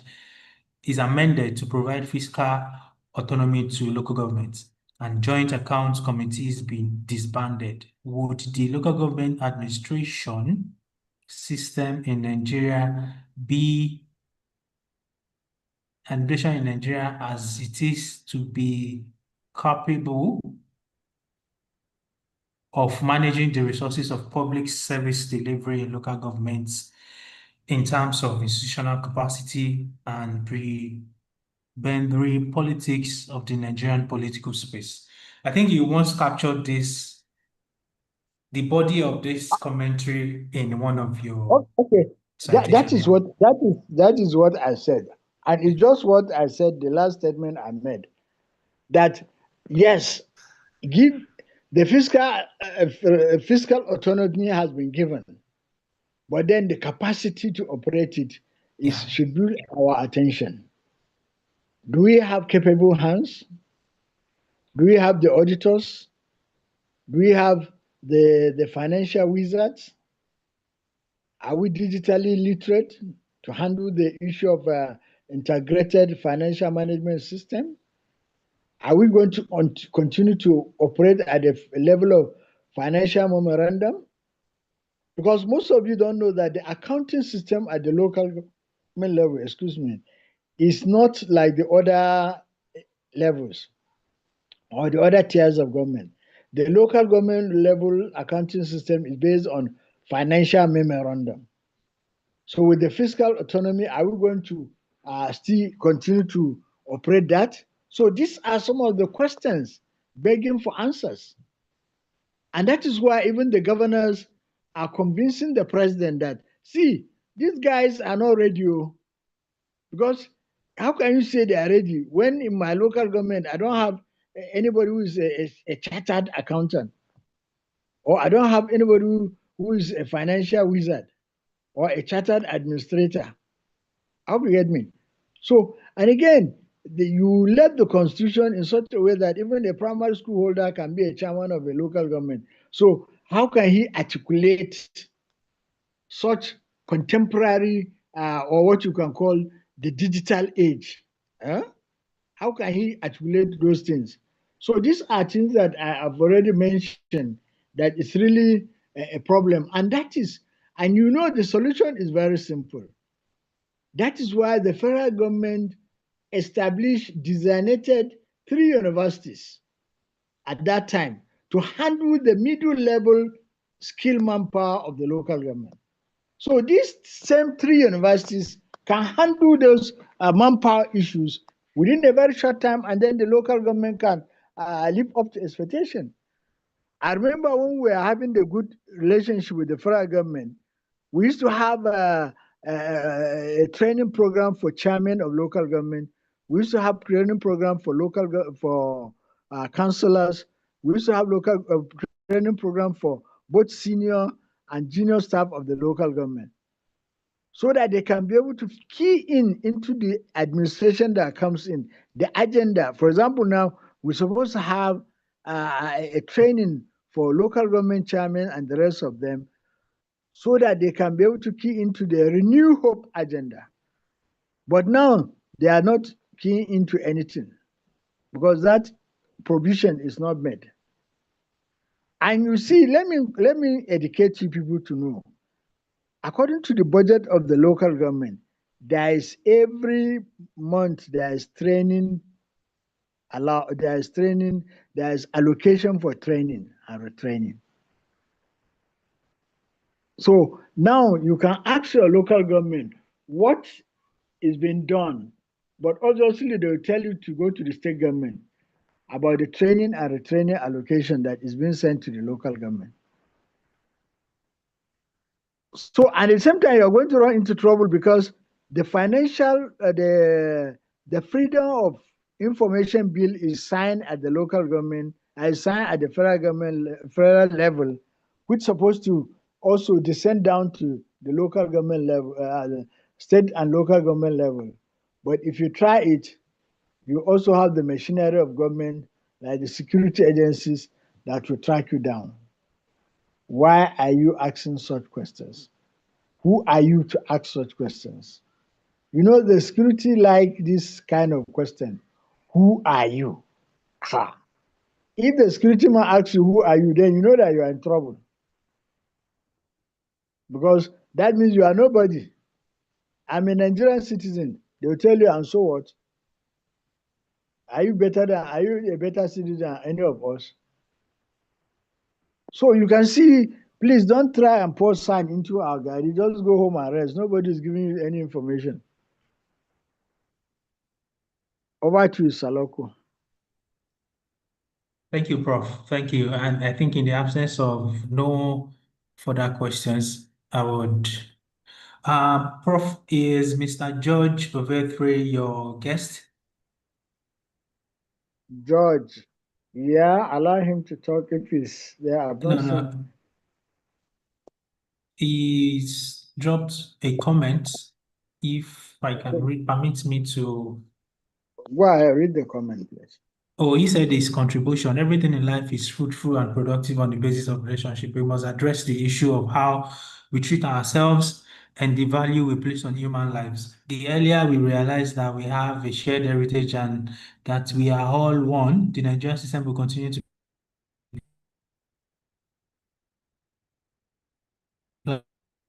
by corruption and enrich themselves. For me, I think we must start building bridges across the ethnic and religious divide. A house divided against itself cannot stand. Yeah, that's his contribution, Prof. Yeah, that's a very good contribution. But you see, my question is, people keep talking about this ethnic and religious this thing. I always tell people, please, that argument, I'm not interested in that argument because according to the political economy theory, if you go to Wuse Market now, this evening now, you can see the people struggling to move. They are trying to get the daily bread. They don't care about tribe or religion. It's something when you go to Oshodi Market or Yaba Market, or when you go to Port Harcourt, LMA, you see people are struggling to make a living. They are not asking about tribe or religion. So it is only the elites, right? It's only the elites that are always bent on doing what? Considering the issue of tribe, and they are using it for their own what? For their own selfish interests. Divide and rule. That is all. But if you are an Ejo man, you are hungry. If you are a Tip man, you are hungry. It's still the same hunger, right? So the issue of tribe and the rest of them is being used by the elites. For example, in this call, I've seen many people from different parts of Nigeria. Why are we here? We are all here for the common good, right? We realize that the system is not moving as it's supposed to move. So we are here for the common good. Eh? That's why the Igbo man said, Onye wetoji wetendu, onye rioji riendu. Right? If you bring kola nut, we eat together and then we all get the blessing together. That's why we are gathered here. Right? Thank you. Thank you, Prof. I have a comment I need to attend to strictly, and I would like to let each and every participant know that there is a code of conduct in the Electoral College. If you have a diverse or contrary opinion to what the facilitator or the moderator is saying, please hear your opinion respectfully. If you have any clarification and questions, politely raise up your hand, drop your questions politely. I have to cite what Mr. Akan Brian Young had dropped in the chat box. I beg to differ. This is totally about capacity, sir. It is about political will and system where governors more or less personally appoint local government chairman. This is a total misalignment, because if you've been in this class from the beginning, you would be aware that Prof had touched down on all this from his lecture delivery to his question and answer section. Please, if you are late to the party, respectfully, just sit by the corner and let an usher find you. Please, and please. Prof, Yeah, your thank you very much. Sorry, you see, he has the right to disagree, but you see, we don't talk based on sentiment or emotion. For example, I want him to go and do a research in his local government and see what is the caliber of people that are in that local government. The chairman alone being appointed by the governor is not enough. Even if he's appointed by the governor, it's not enough. What is the capacity of the secretary to the local government? What is his qualification? What is his antecedent? What is the capacity and antecedent of the director of finance? Right? And what can he deliver? If you go to health, how many consultants do they have at the local government level? And how many doctors, either resident doctors or just doctors? Either nurses, trained nurses, or auxiliary nurses. How many do they have? If you go to the education, it's the same thing. If you go to works, that's even the worst. You don't have architects, you don't have engineers, you don't have, because they cannot come there and work because their salary is less. So, Mr. Akman, it's not the issue of sentiment, but it's the issue of speaking with facts. In short, I don't mind to change my position if you can give me a local government in Nigeria that has this cadre of people and they are not performing. I'll quickly change they have this cadre of people. Then the next question I'll ask you is, why are they not performing?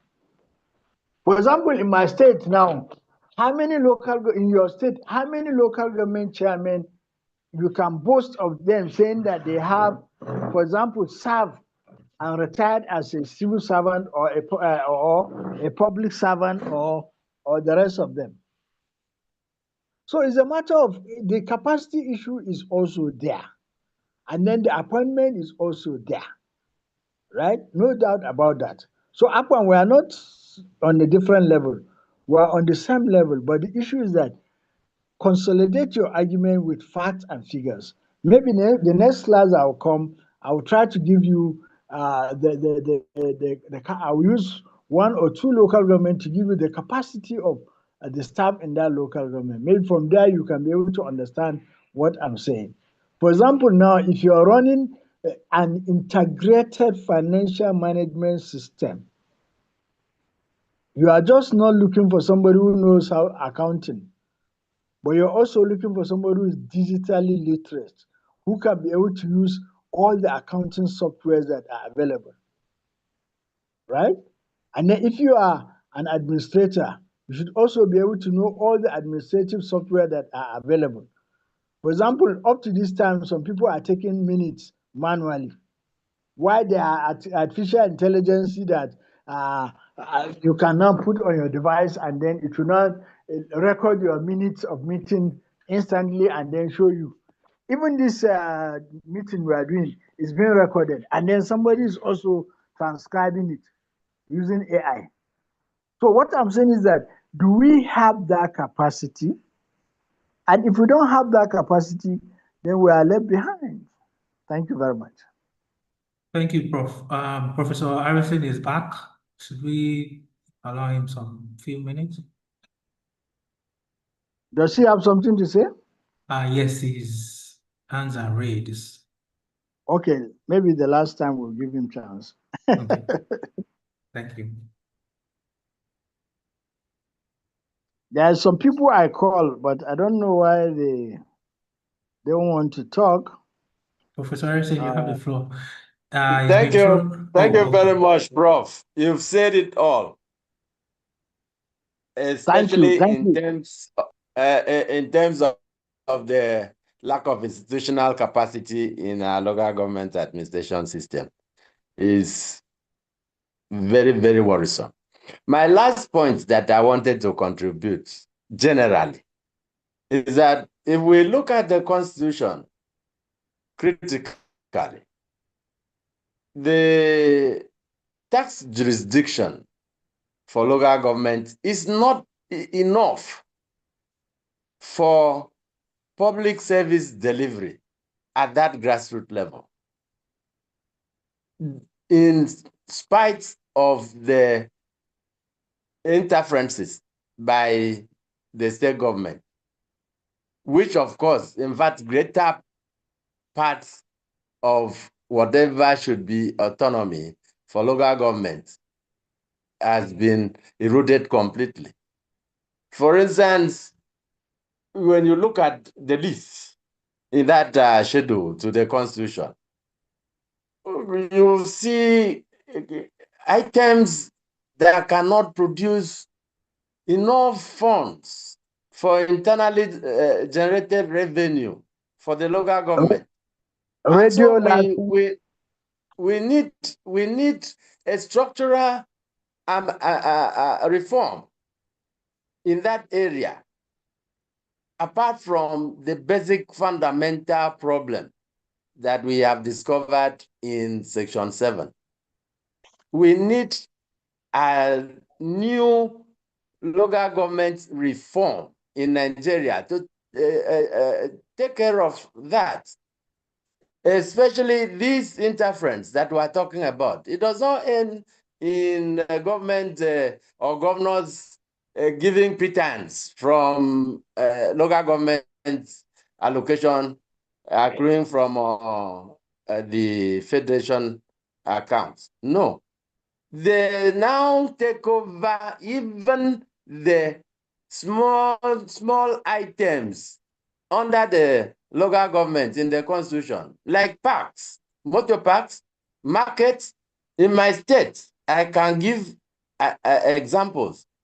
The state government will say, oh, they were the ones that built the parks, built the market, and will be taking revenue from these parks and markets and other utilities, leaving the local government entirely to the little pittance that they give from the federation accounts.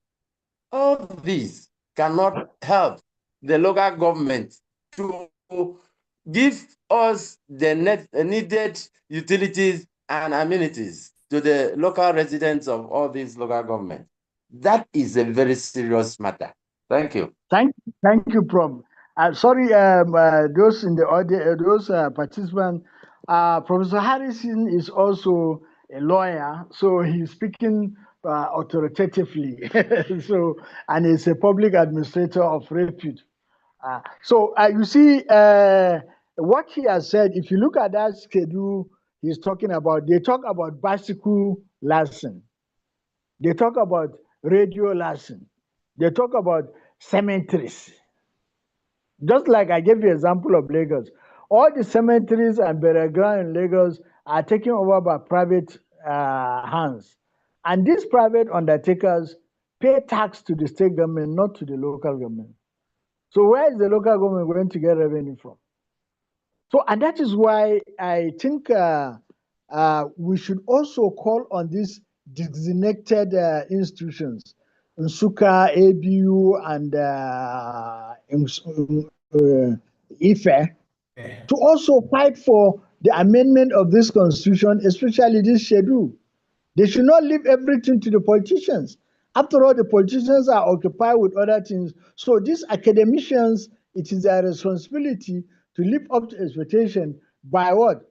By also laying their voice, because after all, the work of the academician is to also what? Change the society, contribute to community development, right? So it is very, very important. Why the electoral college is giving polyliteracy, then you can also see gaps here and there. These guys, what are they doing? What are you doing? Only analyzing local government issues. Why can't you also move ahead from analysis to fighting for the amendment of such sections of the Constitution? Thank you very much. Saloko, I hope we have come to... Yes, to the end of the class. It's been a lengthy, enlightening, and straightforward and meticulous session, Prof. Thank you for always. And I would like to read out the announcement from the group chat for every participant to take note that the political parties has been created. You guys have been assigned a political party. You are meant to join within the next 48 hours. And also, in case you have problem joining political party or your name appears in two or more political parties, please endeavor to directly message the admin on the cohort group. And secondly, we would like to reinstate that group participation is crucial as assignments and tasks will be conducted within these groups. Assignment is required for course completion and certificate eligibility. Each group has the designated team lead and representative of the college who will provide guidance and support at all times. All participants who completed the Google form has been assigned a group, like I've mentioned before. Assuming your name is missing, please review all 5 groups list carefully. Please review all groups carefully before escalating your concern to the admin. Thank you, everyone. Prof, thank you. I doff my hat as always. Thank you. May God preserve you for us. May God bless you. God bless the Thank you Electoral very much. College. You see, I'm still a student of Electoral College, so please remember to put me also into one of the political parties. Although right at home, I'm a member of the PRP, but even my family members laugh at me because they say PRP is a dead party. You tell them it's the oldest party with experience. So they say it's an old party that cannot do anything. So I said, oh, how can I do? I'm a member of the PRP. So maybe if you find a new party for me, but don't put me into the one that tomorrow Mweke will call me and say, please, you are not a member of this party. Okay, thank you very much. That's on the light side. Thank you. Thank you so much, Prof. Thank you. I will try and send the slide to the Lisa and the organizers so that they, and then I'm very grateful for giving me this golden opportunity and remain blessed, all of you. Thank you always for blessing us with your wealth of knowledge. Thank you, Prof. Thank you, participants. Thank you, everybody. God bless the Electoral College Nigeria. God bless Federal Republic of Nigeria. See you next week in the next class. And please be attentive on your group because informations will be sent at every point in time. And do not forget, if you have any challenges getting your name on the group, send a direct message to the admin and the group head. Thank you.